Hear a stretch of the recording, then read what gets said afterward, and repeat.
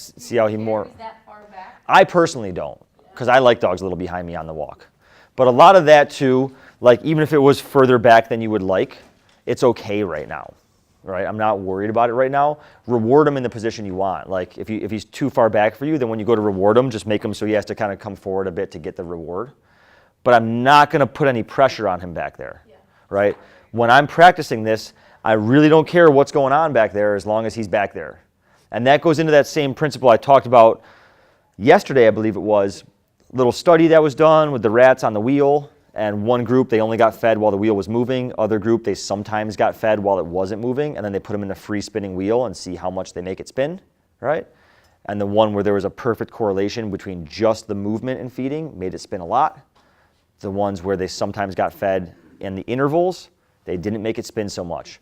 So same thing here. If I really want him to learn this lesson about I don't want you being in front of me, and that's what's causing pressure to turn on, but sometimes pressure also turns on when you're behind me, then it's harder for the dog to understand, and they go, hey, maybe it has nothing to do with being in front of you. Maybe pressure is about something totally different, and it really affects your speed of learning.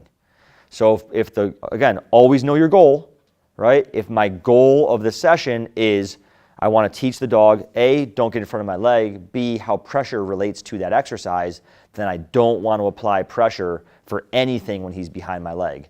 It would be the same as if I were trying to teach place and teach the dog that pressure means go to place, and then in that same session, while he's on place, I tell him down, and then pressure him into the down while he's on the place. That's going to really slow down the dog's learning about how pressure relates to place, because sometimes when he's on place, he's still feeling pressure. Really confuses the message, right?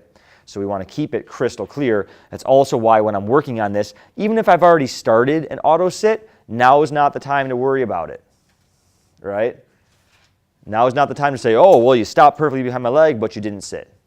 Because from the dog's perspective, they start to go, well, hey, I thought this was all about not going in front of you, but I didn't go in front of you and I got pressured anyway, right? So maybe it's okay to go in front of you as long as when I do, I sit. I don't know, you know what I mean? The message gets confused. They'll still learn it. It's just going to take you longer. And you have more propensity that you might introduce a little bit of stress into the program. So make the lesson you're trying to teach crystal clear. You know, no confusion, no mixed messages. We're teaching one thing and one thing only, you know? And if I really wanted to sit, I would just maybe try and lure them into a sit. There's no problem with asking the dog to sit. We just don't want to do anything that's going to require pressure while he's back there. Yeah.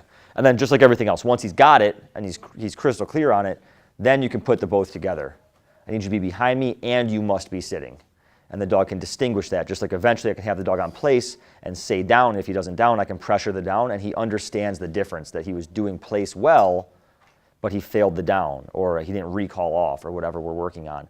But each lesson has to be very fluent prior to putting the two together, or you create problems for yourself. Not with every dog, but with enough to make it not worth doing.